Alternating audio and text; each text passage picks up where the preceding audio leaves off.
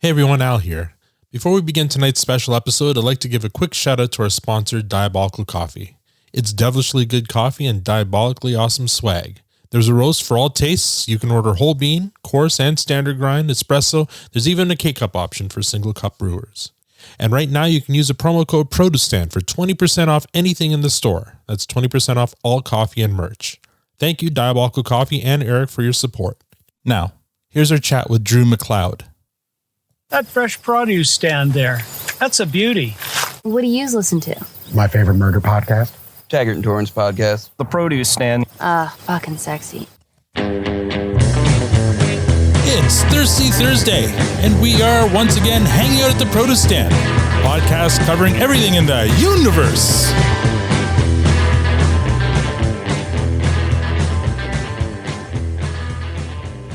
Now, I know what you're thinking. There are many other Letterkenny podcasts out there, but this one I refuse to edit. I'm Al, your host, and joining me in the room as always is the lovely Tanya. And online, we don't have Squirrely Matt, unfortunately. He had the kids over and he's busy with family stuff. But we do have the very prompt Victor. And joining us this week, he's an award-nominated picture editor. He's worked on such shows as History of a Sitcom, Explaining Things to My Grandfather, Rush, R40 Live, Love It or Listed Vacation Homes. But he's here tonight to talk to us about his work on both Letterkenny and Shoresy. Please join me in making some noise for Drew MacLeod. Wondrous! Oh my gourd! Oh my god! Oh my god! Wait. Oh my god! I regret nothing! Welcome to the Produce Stand, Drew. How are you guys? Thank you for having me. This is awesome. All right. We're well. Thank you for joining us. I'm going to start out right off the top to kind of talk about how and why we got you on the podcast. I mean, normally I would look cast members or crew members on IMDb and maybe try to find who their agents are and try to connect that way, or online, like through social media. But with you, I was at a work meeting of all places, and one of my coworkers said, "Oh, you do a Letterkenny podcast? I went to film school with somebody who edits on that show." I'm like, "What? Really? Can you connect us?" And he said, "I could try. I guess you guys hadn't seen each other probably since school, but yeah." So here you are. Our common friend Matt Rove hooked us up, and here you are on the show. So thank you so much for joining us today. Thank you again. Thank you for having me. I mean, small world indeed, right? Yeah. It's funny how you guys didn't cross paths about that earlier. That's very cool. I feel like he may have mentioned it in passing when we first started with the podcast, but now that we've, got all these interviews under our belt, I mean, we've had Billy Buttrey on a couple of times. It never really occurred to us to go behind the scenes and get like we've had Danny Ellis on. She's like the art director, right? And Billy's been on a couple of times, director of photography. So then maybe we should get like behind, because a lot of what happens, and you're gonna tell us about it.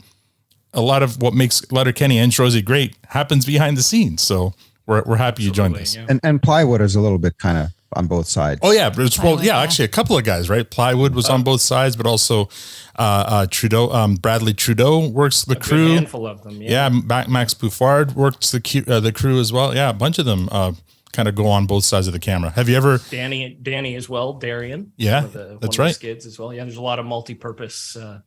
A lot of multi-purpose cast in there. Right. So have you ever appeared in front of the camera on the shows? Oh man, I wish. No. I wish. I've been asking Kiso for that for a long time. But I'm not pretty enough, I don't think. Oh well, I don't know. You seem plenty pretty for me here. But thank you. Good thing it's a podcast. He should get you at least in one of those bar brawls. Yeah, exactly. There you go. Yeah, I can do stunts. I'm a multi-purpose editor. Yeah, exactly. So we're going to start from the beginning and work our way to the shows. First of all, where are you speaking to us from? I am speaking to you from Toronto, Ontario, Canada. Very nice. What part? Like East End, West End? East End, West End? Downtown, so south. Wow. Yeah, just sort of down by the water. Down by the water, exactly. I sort of look out onto the Tip Top Taylor building, if you know. Nice. Yes. Whereabouts that is, just sort of Lakeshore Boulevard there. Very cool. Yeah, is Toronto where you're from originally? Yep. Like I said, born and raised. I grew up in Scarborough.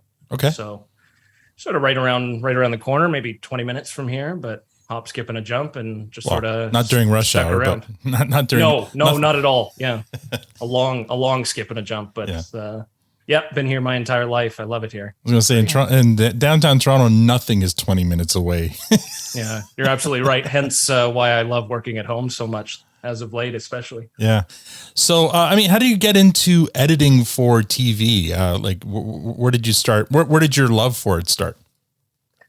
You know, I've since I was a kid, you know, I sort of picked up editing when I was 10, 11 years old. Just sort of as a hobby, you know, Windows Movie Maker kind of thing, throwing some random clips together here and there, how any hobby really starts. And I just kind of stuck with it. You know, I enjoy it, obviously. As I sort of like my career professionally sort of started out much like Billy. I heard when you guys were interviewing him in commercials. Okay. I also sort of started in commercials with a Commercial Post House as an assistant editor, and sort of got my hands dirty there, and it was there for a good chunk of maybe 5-6 years out of school, Humber College, right, where we have that connection with Matt. Yeah. And you know, I've always loved movies and TV, just the medium of it. Right. I enjoy commercials too, but you know, like Billy was saying, I didn't love it. I wasn't in love with that. I wasn't in love with commercials and that industry. So I sort of took the leap when I could. You mentioned earlier that Love It or List It Vacation Homes was sort of my in between, my sort of link to get me there, kind of thing. Yeah. And funny story, not to go too long on this question, but the first thing I applied to when I had joined the television union and wanted to sort of get in there and get on a job was Letterkenny. Wow. Right away. Fantastic. Right away. Just a stroke of complete luck. Right. I still can't believe I got to do it because I had joined the union, the DGC, which is Directors Guild of Canada, which a lot of us are under. And I had just gotten in that week, and they send out what's called sort of a hot list, which has, you know, all the productions that are sort of going to camera or wrapping up, blah, blah, blah. So I saw Letterkenny on there. And at the time I was already a huge fan of the show. Of the shorts on YouTube. Well, yeah, they had already had season 1 under their belt. Oh, okay. Point. Okay. So you started after. Okay. Yeah. I had seen season 1, but I had also seen the skits you're referring to prior to that. And I thought it was genius. So I said, oh, what the heck? I shot the post supervisor an email, and lo and behold, they were looking for somebody. And so were you still in school, or were you just coming out of school when that happened? No, at that time I had been out of school for about 6 years. Again, I was working in advertising. Oh, you don't know the commercial world. Right out of school. Right. Yeah. So I had left the commercial world, was sort of working outside that world in reality for maybe about a year. And then this came along. And again, just a complete stroke of luck, because I knew it was even a hot commodity back then. Well, let's talk about some of your credits. I mean, the first one here looks like it may have been a school project, the Der Candidat short film. Okay. Yeah. So that was a short film. That was a part of sort of our, I guess you could call it sort of like a thesis project, per se, in Humber College, where we had to put together a short film. Believe it or not, I was editing that. Okay. And yeah, it looked great. I mean, it looks like it was shot in Germany, but where did you actually shoot it? It was shot here. It was shot in Oshawa. Oshawa. Well, Oshawa, Germany. What's the difference, right? yeah, close enough, right? They got a lot of German-looking architecture in Oshawa, I guess. Okay. But, that was a really interesting intro, both to like scripted work, like of that scale, but also to cut something in a different language was a really I was going to say, and interesting exercise as well. That was very cool. I imagine you probably had to sit down with the director or somebody at least who knows the language intimately in order to be able to cut it, right? Because I know at work, like I do a lot of podcasting for work, and the most frequent question I ask is, can we do any French podcasts because of Quebec? Right. And I'm like, unless somebody's sitting with me to edit, my grade 9 French isn't going to cut it, right? So how did that work? It just so happened that well, obviously all of the cast members were pretty fluent in the language, and one of them, especially, who played one of the leads, were kind enough to sort of do exactly what you just said, sort of hold our hands along the way. We would send them cuts, and they would either say, "Oh, this sentence doesn't make sense," but it was pretty close to what was on the script. So we felt pretty confident that what was going into the edit was at the very least correct. Then we had to choose the right take. So it was a very cool exercise for sure. But I mean, there's a difference between editing and like you don't cut right at the end of a line. There's sometimes you got to wait. You have to feel it out, right? But if you don't know the language, it's pretty hard to feel that part of it out. I'd imagine. I agree. Yeah, I think generally, I mean, in the case of that short, we knew the beats that we needed to hit, especially closer to the end when we were getting close to lock. I worked with an amazing director, writer, who is still creating amazing things, Joseph Baraki. And he was so great along the whole way with just, sort of guiding me, but also, as an editor, I think you sort of get a grasp of how things should time out or how things should feel, especially in more of a dramatic piece, like something like that. I guess I should have said off the top, Dare Canada. It's a short film set in Nazi Germany, black and white. I mean, beautifully shot, well done. So I'm guessing that everyone on the crew were all students, right? Working on this. Correct. Yeah. Yeah. And you can basically watch the whole short film on your website, correct? Like that's where I saw it. So yeah, it's about 15, 16 minutes. Yeah, it's not very long, but yeah, a nice, like really well shot. So if anyone wants to check that out, what we're talking about right now, that would be the one. Looks like the next thing you worked on, Explaining Things to My Grandfather. What's that about? So this was a fun little web series that I sort of got tied up in with Ethan Cole and Josh Schultz years ago now. And this was sort of a web series that originally started, much like Letterkenny started to live on YouTube. Right. And it was sort of a web series with Ethan, who is the lead, but also the director writer. He would sit on a couch with his grandfather and they would go through sort of topics of today. And you would sort of see the contrast between the generation of then versus now, dealing with stuff like Tinder and right. All kinds of, slang that we were using. So it was kind of a fun sort of, I guess, mirror image of this young man sitting with his grandfather comparing stories. This actually got turned into a CBC Gem series called My 90-Year-Old Roommate. Oh, well, okay. I think I've heard of that. How long did that run for? I might have to check that out. I think they had a few seasons, 2-3 seasons at least. I know there were over 20 episodes of it. They did really well. I didn't end up working on that, but it was sort of born from this series that we did. Here, so it kind of reminds. But a while back there was a bit of a trend where they were taking certain kind of social media accounts and turning them into TV shows. I think, wasn't there one called Stuff My Dad Says that started out as a Twitter account and then ended up being kind of they tried to make a sitcom out of it or something like that. I have a vague recollection. It might have been, yeah. I'm not sure. Anyway, so that's kind of what that sounds like. But it sounds interesting. I'll have to check that out. We have a few listeners who are huge Rush fans. So the next project I want to talk about, Rush R40 Live. Is that the one in South America where they're like playing to like 100,000 people or whatever, something ridiculous like that? It very well might have been because this was sort of like this is when I was working in commercials. I was an assistant editor on this, but what a great experience it was. This was their final tour. Okay. The R40 tour was one of their final tours. I know it was a big one, so I wouldn't be surprised if what you just said is true. But this was mainly, we cut sort of a concert DVD of their two shows in Toronto, in ACC or Scotiabank Arena, ACC at the time. Yeah. But it was a really cool experience. We got to go to the show and everything, and we were running around the show with backstage passes. It was a really cool experience. Nice. Yeah, our buddy Adrian probably would love to see, if he hasn't seen it already. I'm sure he has. He's a massive Rush fan.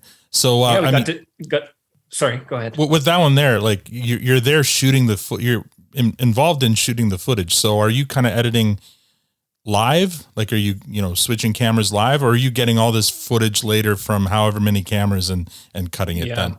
I remember because we were shooting on about 24, 25 cameras that night, all going at the same time, including GoPros and all kinds of cranes. It was quite an operation. And but to answer your question, no, none of it was edited on the fly, but we were logging all of that material. So you have to imagine it was about a 3-hour concert with times 25 cameras. It was a lot of stuff to deal with. How do you fit that on a hard drive? Wow. A very big one. Yeah. And in fact, I remember we had 3, I think they were 16 terabyte hard drives, all with footage respectively on 3 of them. And there were 3 just in case, one went down. Right. And by the end of the project, I remember 2 of the 3 drives had gone down. So we're very close to losing the entire thing. It was very nerve-wracking, but I can imagine. Holy, it was good. Very cool experience. 2 questions. Before you started working on that project, were you a Rush fan? Not really. No, okay. No. After you finished the project, were you a Rush fan? Slightly. Okay. Slightly all right. more. So yeah. I feel like when you're inundated with it for about a month, I think you have. Well, it could have gone either way. You could have been like a huge fan going in, and then so sick and tired of Rush by the end of it, or yeah.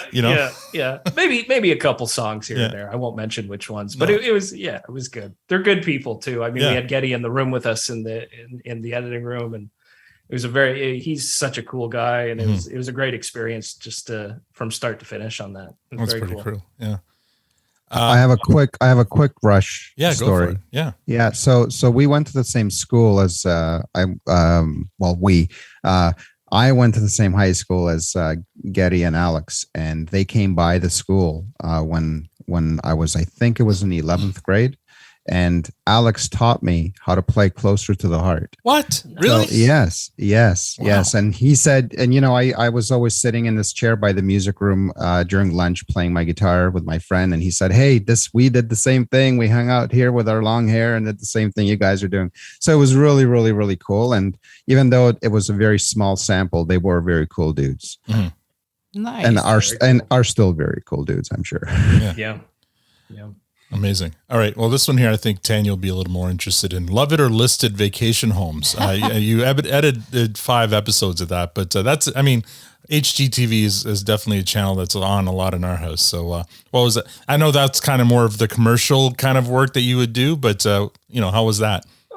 Again, like that was sort of my segue into scripted. That was I wanted to find something that wasn't commercial work, but it was TV work, and I landed at the production company's Big Coat Productions, and I was on that for just a season of Vacation Homes, and that was an amazing experience, just in the fact to see how a reality TV show is put together in the edit, quote unquote reality TV show, right? Reality, exactly, quote unquote. It's an astounding amount of work that the editors need to do. I can especially imagine in reality. Yeah, because I'm sure there's a lot of footage that's just people working or something, and you got to kind of find the interesting stuff, right? Hey, do you choose the music that goes into these? Because the music is such a big part of keeping the pace. It's the editing, but the music as well. And so, like, what role kind of do you play in that? Because you can't just cut music; it has to all work.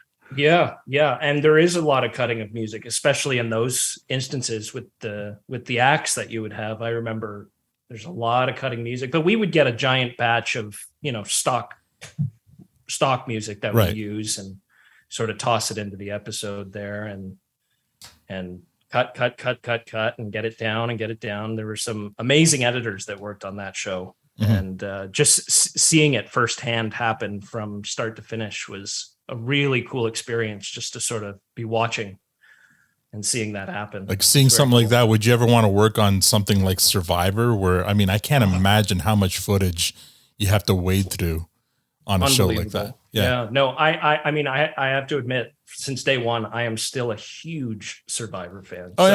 As a fan, I would love to work on it, but as an editor, knowing the technical, like what you need to do for it, I wouldn't touch it with a 10-foot pole. I know some of the guys who work on the Letterkenny cast, or at least Bradley Trudeau's worked on Big Brother Canada. Do you ever talk to him and geek out and say, what's that like? Or No, No. I haven't had the chance to. Yeah. It's would just be the cool. amount of footage. The Yeah. amount of I know, footage. because you have so to go much. through. Yeah, I was with Big Brother. I mean, how many cameras are in that house? Like Oh, every dozens room. of cameras, and each one shooting like 24 hours a day, I guess. I mean, that's Yeah. how do you? I kill myself after. And that's the difference when it comes to the edit of a reality show and/or a documentary. Is that in many times the edit determines the story of Right. the episode or the show versus, you know, a scripted show like Letterkenny, where it's right there in front of you. I like that work. I like the sort of paint by numbers Right. idea. You know, here's your outline, here's what we need to hit, and then we'll work from that. Right. I very much enjoy working off a script in that regard. Well, it makes So sense, especially the kinds of scripts you get with Letterkenny. One last one before we get onto the fun, the paid stuff. History of the sitcom. Tell us a bit about that. What was that about? That was a great, awesome doc series that I worked on 2 years ago now, 2021, and that was with CNN, and it was Cream Productions was the production company that did it, and it was exactly what it's called, is history of the sitcom, from, you know, the very first sitcoms, I Love Lucy, from the black and white, coming all the way up to today with, you know, How I Met Your Mother, and Right. that is definitely not a current, but that's what I came up with right now. Sorry, I've been in a cave for a few years. It's all good. It's all good. But you know, and it was a really cool. John Ehler directed the series, and wow, to work with a guy like that who sort of headed the whole operation. And from episode 1 to 8, we sort of see a chronological order of sitcoms and how they came to be right up until today. But each episode is sort of themed in terms of what the world was dealing with around then. Or, that sounds interesting. Where can we find that? Is that on Netflix or something, or do you know? I do know that it I think it still might air occasionally on CNN. It aired on the CNN channel when it originally aired, but sounds interesting. I'm sure there's a way to find it somewhere. It's a really great series, and I learned a ton from it. Well, I can imagine even just going through that archival footage, and how do you get, I mean, it would have been from the different networks, right? So you have to get like the rights for all of that, and that must have been fun. Yeah, luckily that doesn't fall to posting, Mm-hmm. which I very quickly realized you actually have a totally separate entity, which is like a research team that works alongside you, and they're constantly not only reaching out and getting this archival material, but getting the rights to use it. Mm-hmm. And as you can imagine, the amount of material that you're bringing in when you're dealing with the entirety of sitcom television is unbelievable. Yeah, it was insane. But it must have been a lot of fun to see some of that really old stuff come to life. A ton of old archival stuff. The interviews themselves, I found myself just sitting at the desk, and the kind of talent that they got to come into these rooms and tell all these industry secrets. And a lot of it, unfortunately, as normally is left on the cutting room floor because there isn't a space for it, or it just isn't appropriate for the episode or whatever. And some of the stuff that you hear. Yeah, I imagine sometimes too, it'd be challenging, even just upsampling it to 4K, like when you've got like old black and white, small standard definition footage, or even worse. What was that? Yeah. Did you have to do all that? Everything is coming from left, right, and center. There's so many different sources of material coming, pictures and music and video. So, I mean, it sort of does fall on the post team in the offline stage, but luckily when we get to finishing, which is essentially when we package it for the network, a lot of that work is sort of touched up and made to look pretty. Mm-hmm. So we kind of find ourselves in a really nice sweet spot with the edits, because we can send out not an ugly product, but it certainly feels like an unfinished product. And then when we see it air, it's like, wow. Right. Wow. Do you ever see stuff once it goes to air? Do you see stuff and think, Or do you like watching what you worked on, or do you question, oh, I should have done this, or oh, I thought I had this in there? Can you enjoy watching TV? As you said, it made it to the cutting room floor, and you're going, oh, I thought we had that in there. Like, do you sometimes mistake? Sometimes, yeah. Sometimes I do find it a little difficult. Of course, I'm very hard on myself, especially when I'm watching my own stuff. I mean, by the time I'm done cutting an episode of Letterkenny, I've seen the episode 20, 30, 40 times. Mm-hmm. Wow. I don't find it funny anymore at that point because I've just seen it too much. Yeah. But then when I've sort of let it go for 3-4 months and then it comes out on Christmas Day, we sort of have a routine, much like you guys do, I'm sure. On Christmas Day, we'll just binge the whole season and watch it right through. Mm-hmm. And that's always a lot of fun. I feel like I can enjoy it. Yeah. Yeah. When you watch something, are you watching it as an edit? Or are you watching it to enjoy it? Or like, what do you look for while you're watching anything? Both. It like you said, it is very hard. Both me and my wife, because she works in the industry as well. Okay. We very often find ourselves pausing, and either she picks apart something to do with the makeup. Oh no, really? Or I do something to do with the edit, and we consecutively piss each other off because it's like, yes, I saw that. Yes, it's good. But an interesting thing I heard, and I can speak to this too. Anna Kendrick was just recently on Hot Ones. I know it's a little random, but she said something that I very much agree with. And she said she's at this point now where, she can watch a movie and she feels like she's picking it apart technically because she knows what's happening behind the camera and what's happening behind the scenes.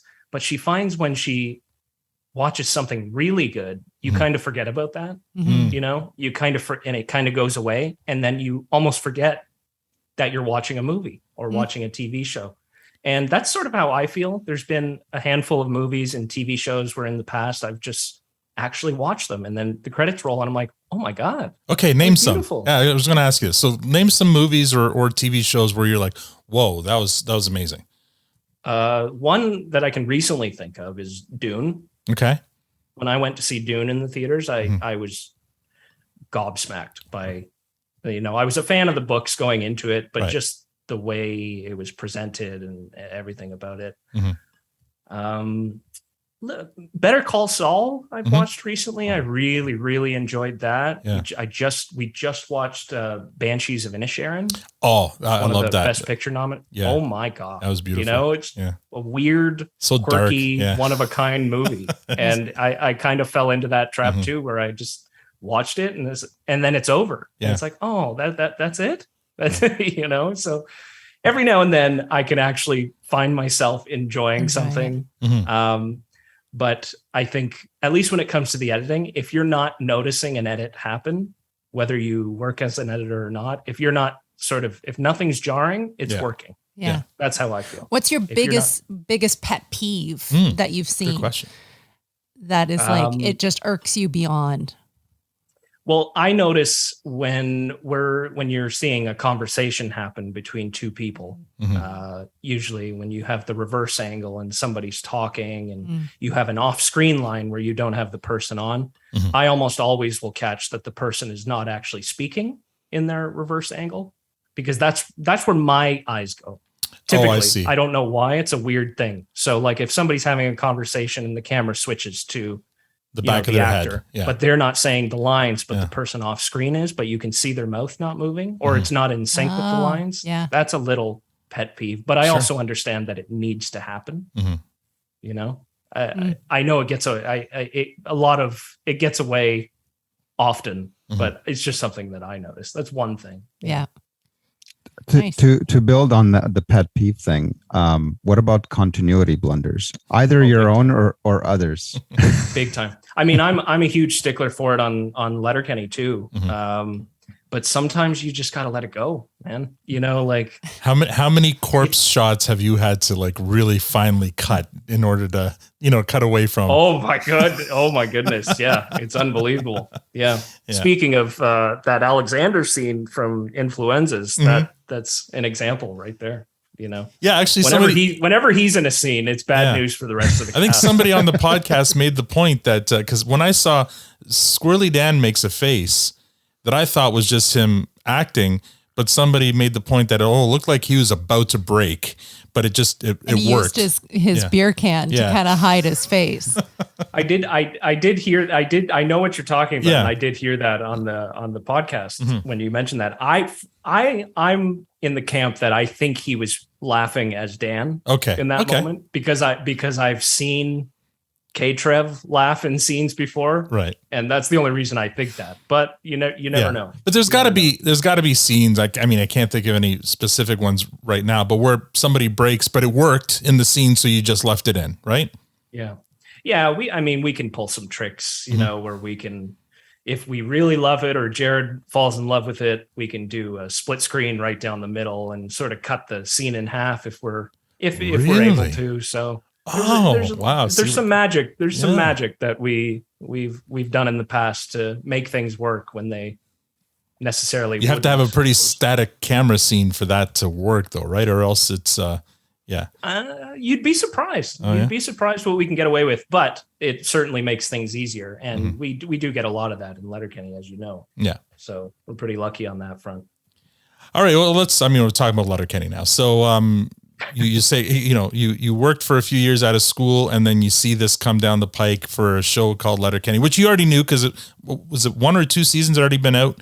I felt like season 1 and 2 might have been shot together, no? Or did you work on season 2? No, 1 was shot separate, but I think 2 was very close behind it. All right. 2 was the season that I applied to and ended up working on right up until today. And I was brought on as an assistant editor. Right.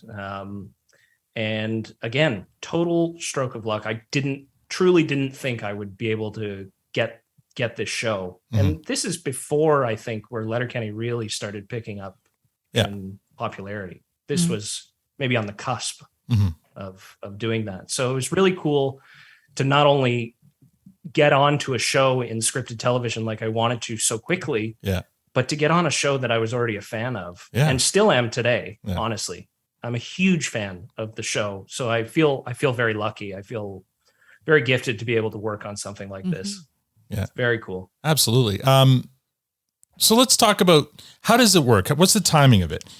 Do you get dailies or does your work start only after like the last scene is shot and they've wrapped up in Sudbury, and then you all of the footage at once? Is that how that works?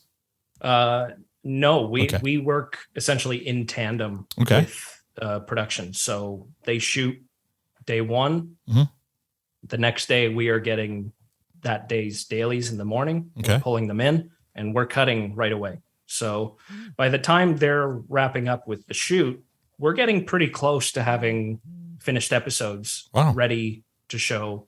There's maybe a week or so buffer in there once they've finished shooting. And then we sort of get it ready for Jacob, who's the first set of eyes on it. Right. So are you up in Sudbury when all this is happening, or are you working from home and it's all digital now? They just send it to you. All digital. Yeah. Okay. Yeah. Since COVID hit, we were working out of an office in Toronto originally, which, it's bittersweet. It was nice to be in an office and collaborate, of course, with Kyle, the other editor on the show.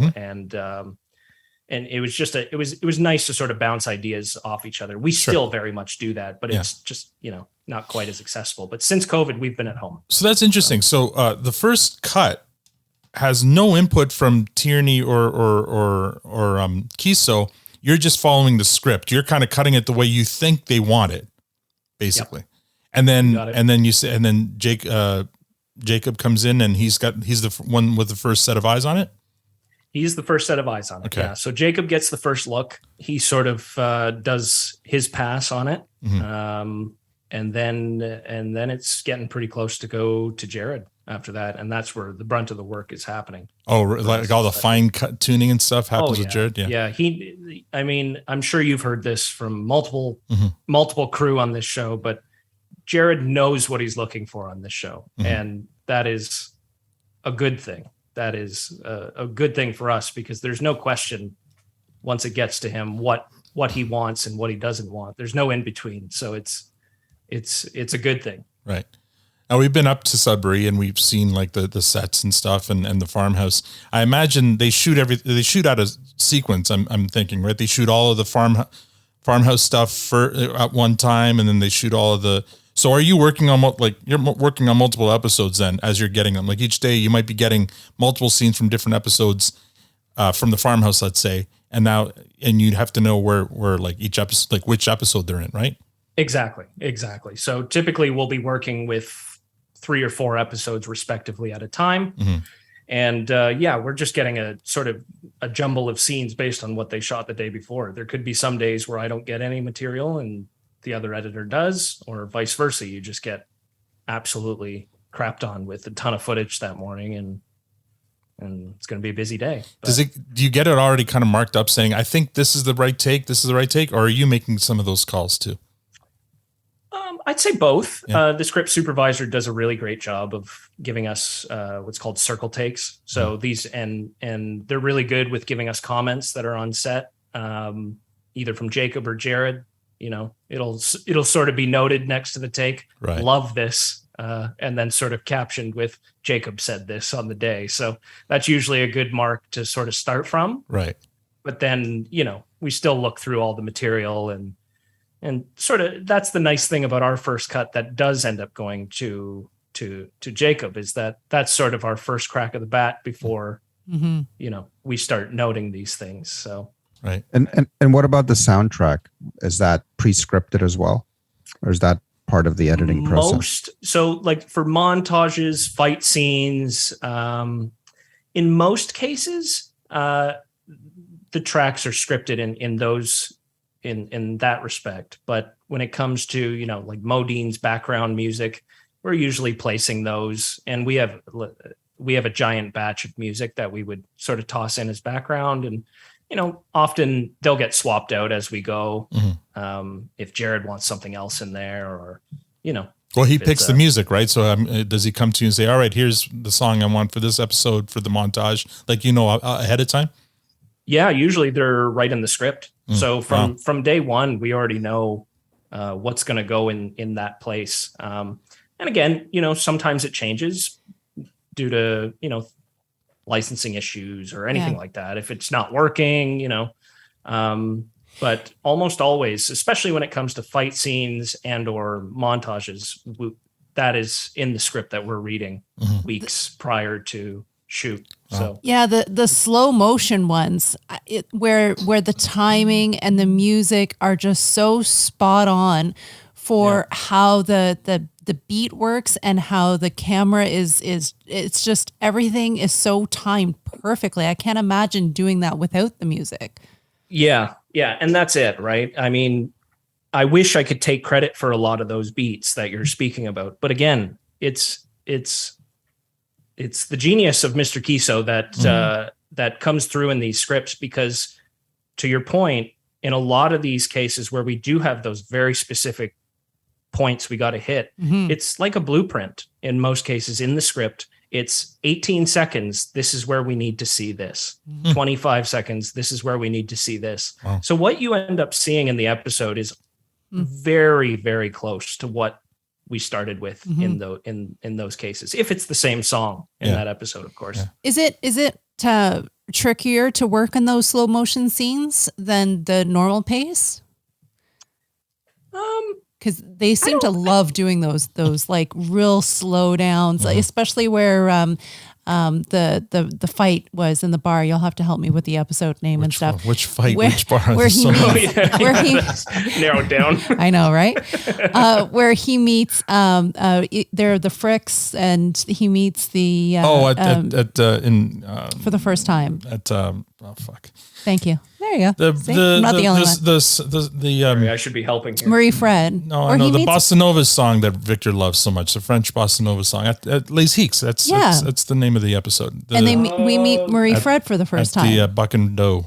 The timing that was a finale, right? Yeah. That was a finale episode. That whole 7 minutes of when you saw the script going, what you want to play the entire song? Like, were you like, what is he thinking? Or well, I didn't actually work on that one, but I do know, I remember, because we were still in an office when that episode was being worked on, and Kyle Martin, the editor that worked on that, I remember, It's a little scary when you see, oh my God, we're using the full song here. Is this, and it's not a short song. It's a long not a song. short song. Is this going to run too long? Like, And how it is was this going to feel once it? but it still captured your attention, your full attention. Like It's whole, beautiful. yeah. It's one of my favorite montages from Letterkenny. It's absolutely one of the better ones. It's a great way to end the season. I remember that very well. The colors are so vibrant. It's very, very pretty.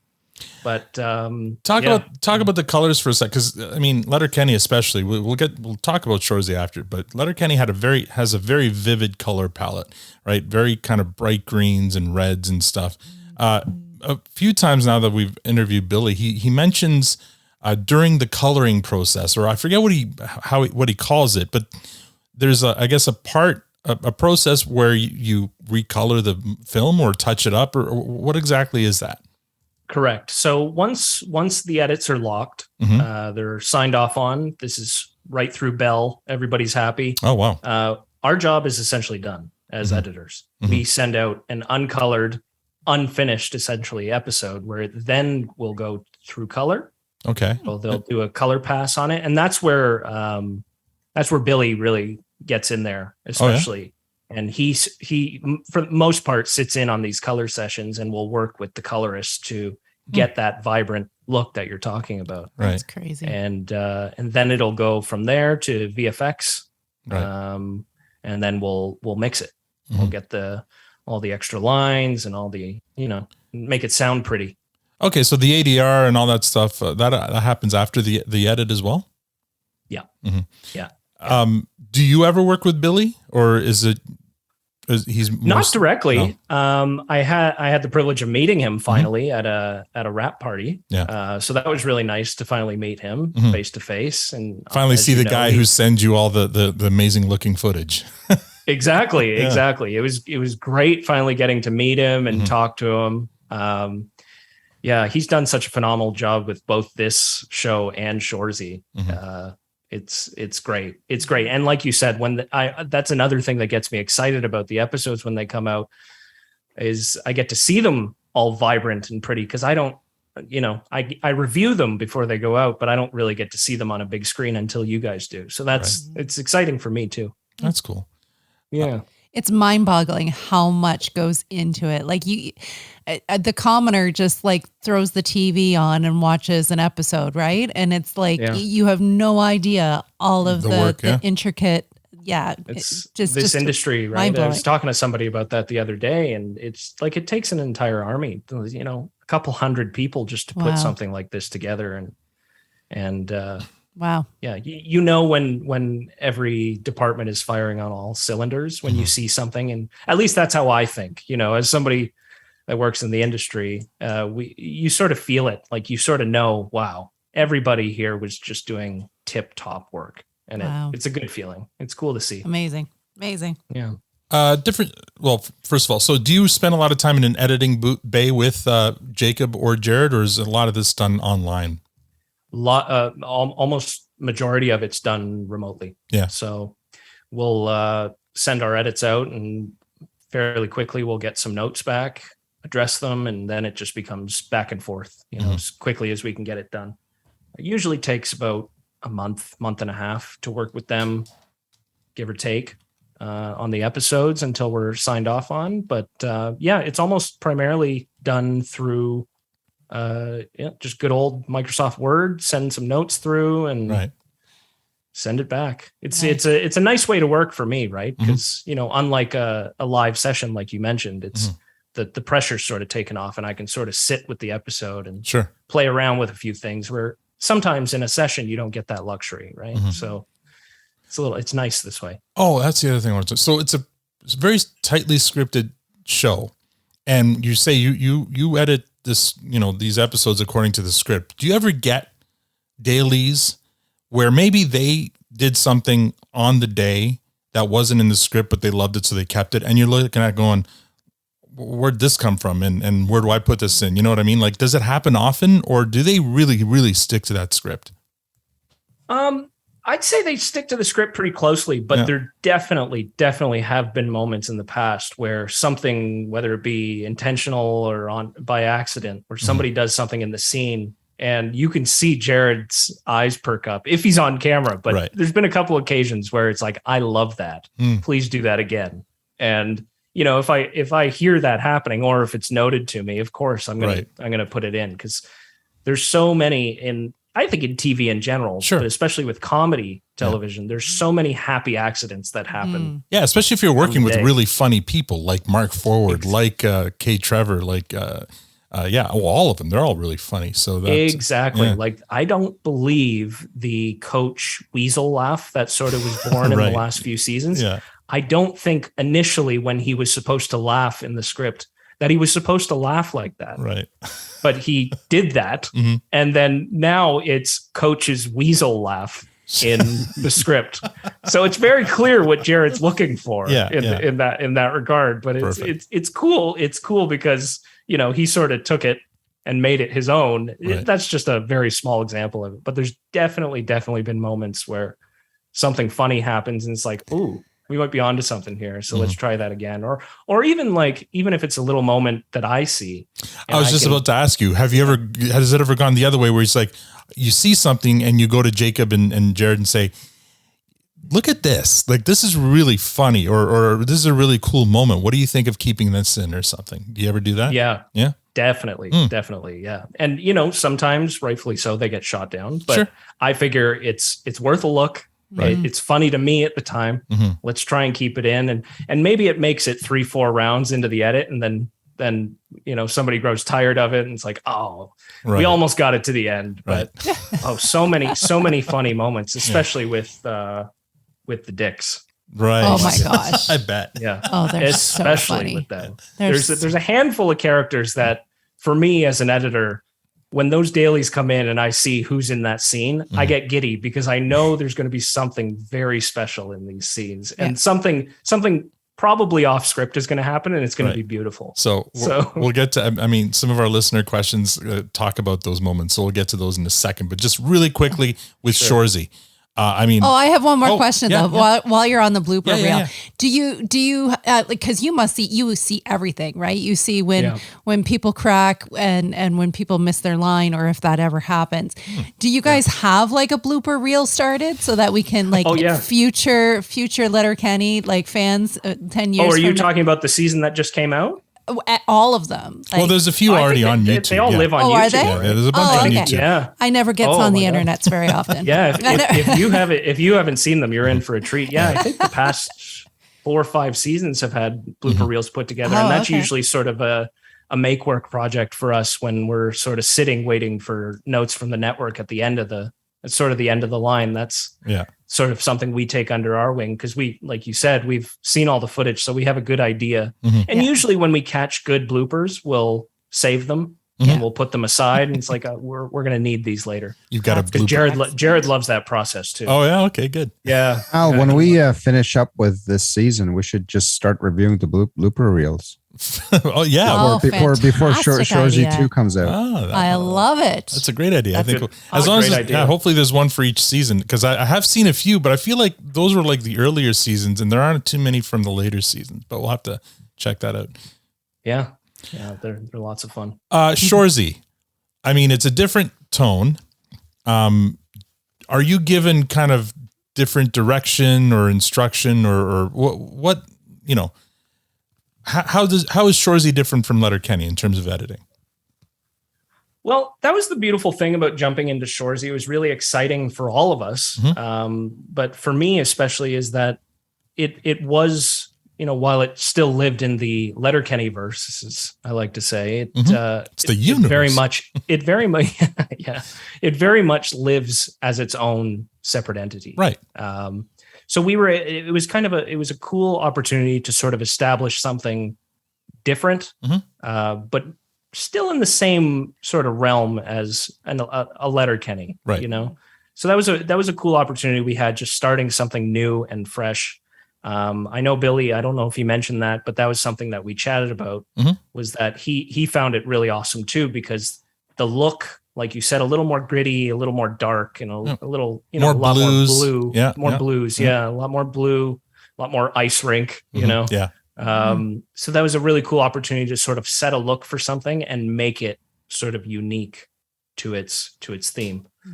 So that was a really cool thing. And to your original question, yeah, we were able to sort of change the pacing up a little bit. So it wasn't that sort of rapid fire Letterkenny bang, bang, bang that you're used to. Well, I know, like in my line of work, there's something called a style guide for writing, or for that. Is there a style guide, that you use for editing or whatever for Letterkenny, and the different one for Shoresy? Not necessarily. No. There's certainly nothing that would translate over the script. I think just having worked with Jared for so long now, both me and Kyle, the other editor, we go into these seasons having a pretty good idea of what he's going to want out of these scenes in most cases. Sometimes we're surprised and we sort of experiment with different things. And that's the really great thing about it is we still get to collaborate along the way and sort of try different things. And that's what makes these scenes pretty funny at the end of the day. Cause we do accidentally maybe find some gold in there when we try different combinations and stuff like that. So yeah, funny and gorgeous though. Like for a comedy, there is a lot of attention to visual detail on both shows. I'm thinking even like the episode we're going to review tonight.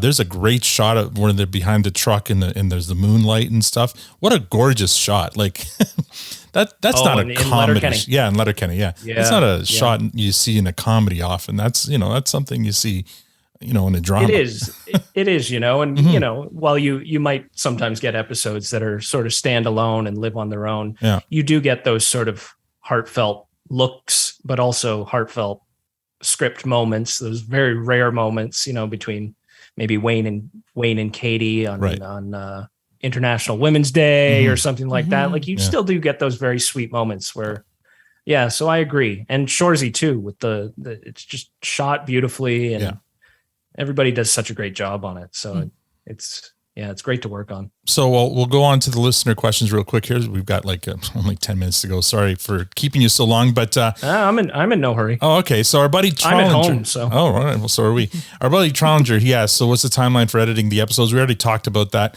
How much is done as the season is filmed and how much is done well afterwards? So we already talked about that. So you basically work in concert. And by the time they're done shooting, you said that, you basically have rough cuts of all the episodes. Yeah. The nice thing about working sort of in tandem with production is that we're also able to flag anything that comes in. If we're able to see it quickly enough, the bonus is that we can sort of flag it and say, oh, I don't know if this is working, or maybe we need to get this again. And we'll very lightly, very nicely say, maybe we should try this or try that. And sometimes it doesn't always happen, but I think that's the nice part about not being on set and a part of the crew that's shooting is that we get the luxury of total clean slate. It comes to us and we don't know what's coming to us and we just get to see it for the first time. Right. So it is kind of nice. Our buddy Trace answered the question. Trace asks, given the lightning fast shooting schedule, how much coverage do you have to work with? And are most of the shots cut pre-planned as they shoot? So you already mentioned they pretty much stick to the script. But yeah, do you have a lot of extra footage, or are they really kind of efficient? If you mean one thing, you should be efficient. Yeah, I was just going to say that. Yeah, no, and they are efficient. I mean, in a lot of cases, it really depends. If it's a more ambitious montage where we need to get especially the fights, if we need to get that beat, we're going to get more material for that. But if Kiso's happy with what he sees, we're done. And we know, if it takes 2 takes, if it takes 4 takes, once we feel like we've gotten it, that's it. So I wouldn't say there's a ton compared to other shows that I've heard about. It's not even close. It's not a ton of material, but it's enough. It's enough. Do you ever edit parts from different takes to get the perfect take, or that generally doesn't happen? Parts from different takes? Yeah, so like lines or something. Yeah. So when they're trying to they do a take, like let's say 5-6 times, and you kind of take some parts from different to kind of edit that perfect. Sure. Sequence. Yeah, there's been times where we've stolen, lines from another take and correct reads where maybe maybe somebody will fumble on a line and we can sort of slide it in there, and it'd be very, very hard to notice unless you worked on it on the day, you know, to notice that when it comes out on the day. Maybe their lips don't quite go with the line, but that's cool. That's really only something that I would notice at that point. It's so finite that you wouldn't you probably wouldn't pick it up, but definitely cases like that. Yeah. Very cool. So, I wanted, so sometimes their word, we call it alphabet aerobics, where they are just talking so fast and words that you just don't even understand. Yeah, me too. Is it difficult when you, like, I guess this goes back to the first question about in a different language. Sometimes it almost sounds like a different language. Is that hard to cut, to go back and forth on the alphabet aerobics?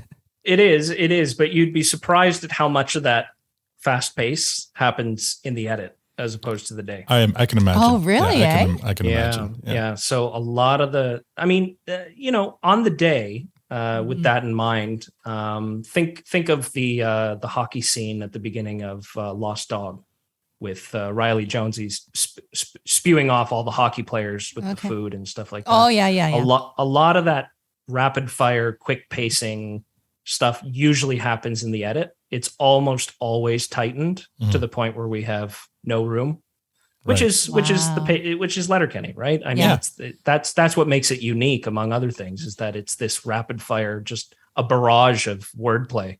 Has Letterkenny ruined you for editing anything else? Like where a director might say, whoa, can we let lines breathe, please? Like, yeah. You get that? even with Shoresy, with Shoresy, I was finding myself getting into that. And while it may have worked in some situations, I feel like I'm going to have to retrain my brain when I go to work on something else, because for the past 5-6 years now, I've just been doing this crazy blistering pace for lines that like there's no pause for the laugh, because you'll miss something and then you have to watch it 5 more times just to get every single one of them. Brilliance right? of it. That's how they get you. That's how they get you. You gotta watch it more than once. That's my favorite cold open of all time, by the way. Which one? Alphabet aerobics. Oh, the hockey one. Oh, the hockey menu. Yeah, that's right. Yeah. I love that. Yeah, I was listening to the episode you guys did on that. Bless you. Thank you for listening, by the way. Yes. No, thank you guys. I mean, Tanya, you were so kind to sort of shout me out on that episode. What did I was do? listening to it. Yeah. Oh, you said it at the editor. Something. Yeah. Oh, did I? Yeah, you shouted me out. Yeah. You mentioned that I was coming on the show, and that's right. You said, I love that Drew guy. He's such a good editor. It's like, trust me, if you listen back so over the last how many? Did you edit that in? Hundreds of episodes we've had. The editing gets called out a lot. So that's why when I mentioned that you were coming on, a lot of people were like, "Whoa, that's great!" What for sure. We've touched on this already, but Trollinger, and this is a 2-parter from Trollinger and Trace. Do you have private stash of bloopers to keep for insurance/blackmail purposes? And Trace asks, and may we have them? Oh God, I don't know if I keep a private stash. I think they've all made it out into the world by this point, if they're older seasons. But there's certainly some gold that's been left out. That just throughout the years. Sure. That damn it, we didn't get it out there. But it's at the end of the day, I mean, a lot of the stuff we put together is so finely curated by Jared. And it, again, to echo what I said earlier, it's so nice to be able to work for somebody that knows exactly what they're looking for, especially when it comes to like working with him on Shoresy. That's truly, truly his baby. And you can tell, you can tell he knows exactly what he wants. And it's he gives you the reasons as to why he wants it, and it's a good collaboration. It's a really good working relationship we have with him. So how did you get that relationship with Kiso? Like, did you have to meet him and really figure out what is it that he's trying to capture? Like, how do you get that kind of is it just trial and error and you build on it, or did you have to study him somehow to figure out what is it that's what he's looking for? I think a little bit of both. I mean, a lot of trial and error off the hop. I came into the show, like I said, as an assistant editor. And when eventually in season 4, an editor had left the show, so I threw my name in the ring, not having scripted experience, by the way. So it was a long shot to begin with, but I had thrown my hat in the ring, and I had to get on calls with Jared, Jacob, and Bell at the time. And I remember them saying, so how much TV experience do you have? And my answer was none. So, I mean, they took a chance on me, and I'm so glad they did, because, 30 some odd episodes later, almost, here we are. And great. I'm so grateful to be able to work on something like this.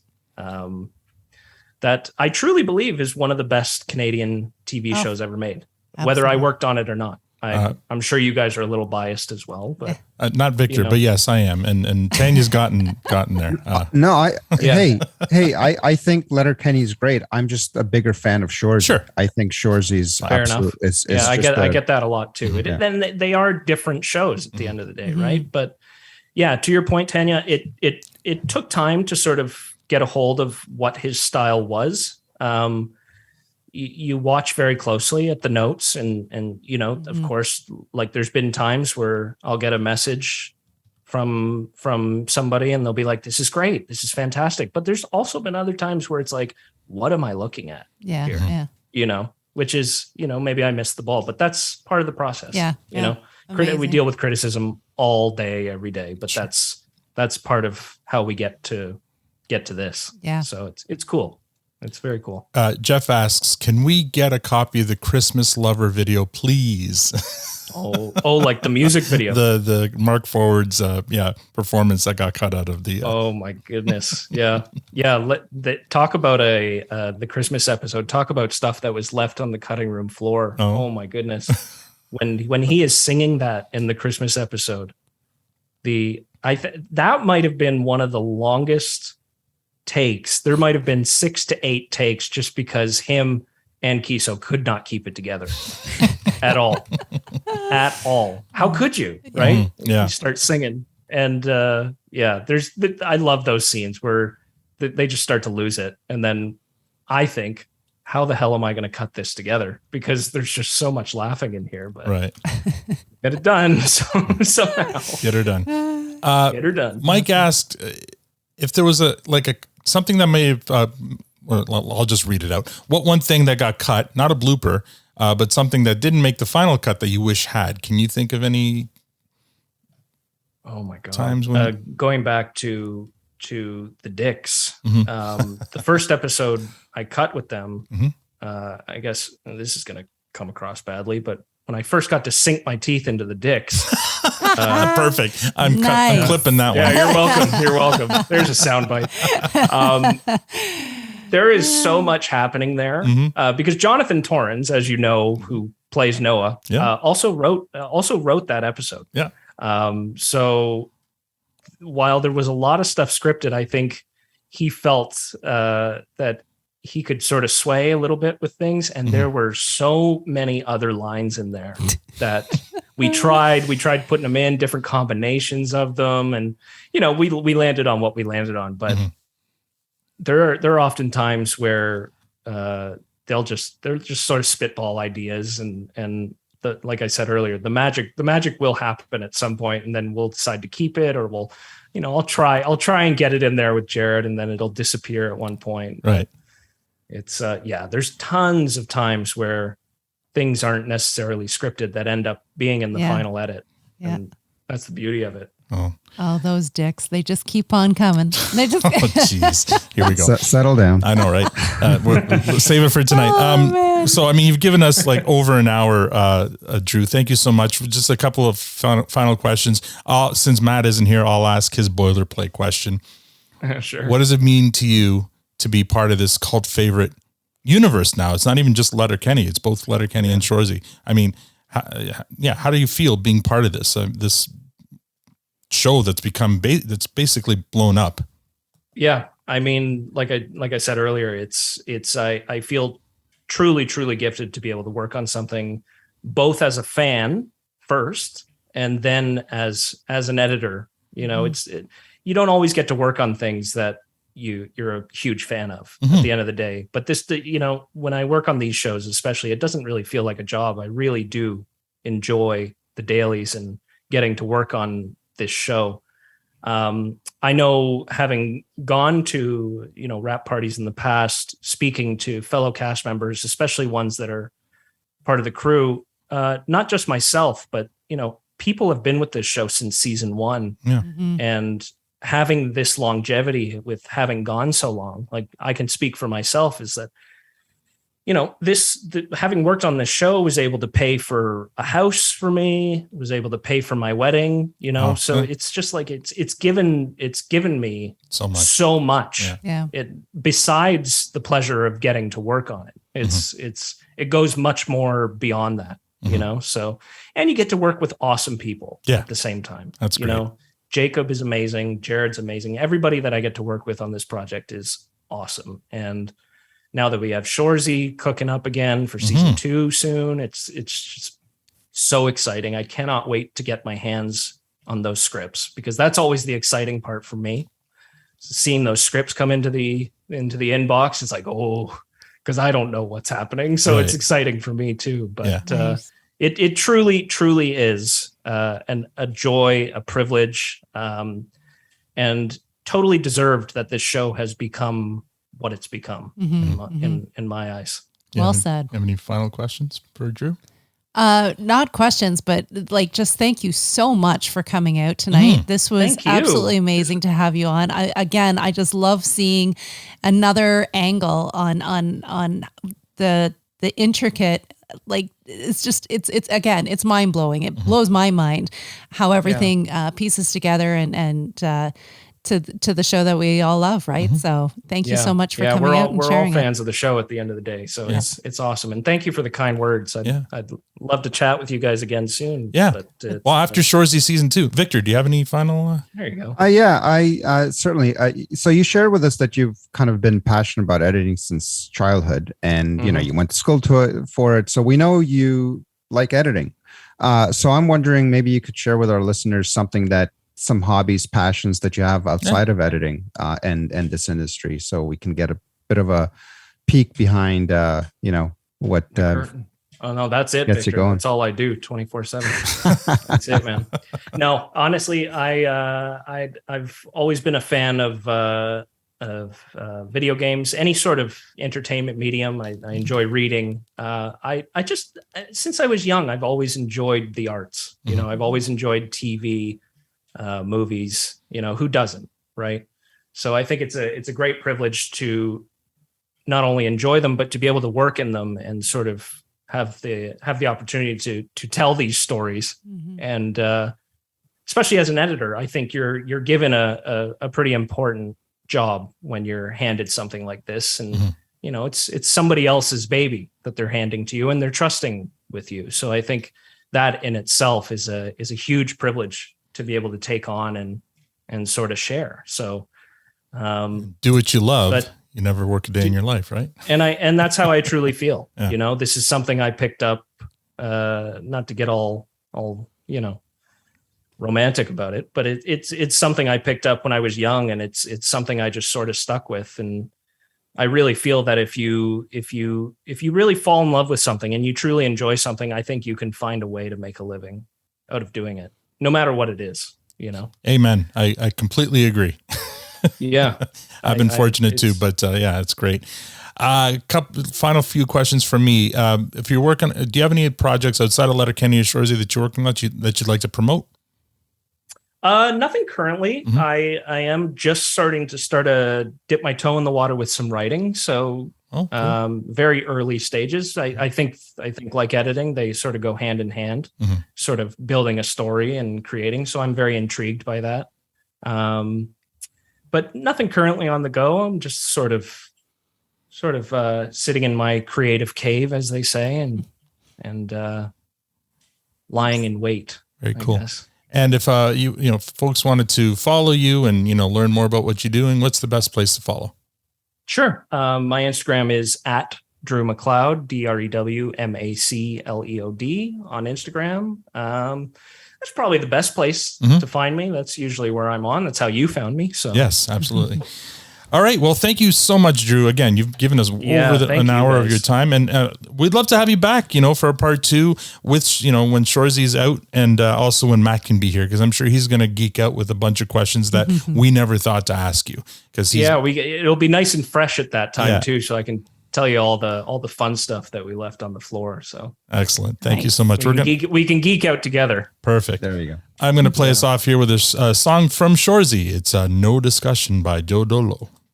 Whether it's action, poker face, whether it's action, yeah. Either you buy, you selling, no discussion. When it's action, yeah. Either you buy, you selling, no discussion.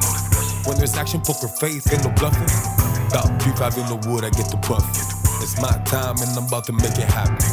And that's all we have for this episode. Don't forget to give our sponsor Diabolical Coffee some love. They're at diabolicalcoffee.com. Right now, you can use a promo code PRODUCESTAN for 20% off any purchase from their site. If you'd like to support the podcast, rate us on iTunes, Spotify, or become a patron. There's a Patreon link on our site or Twitter profile at ProdustanPod. We're also on Facebook, Instagram, TikTok, ProdustanPod.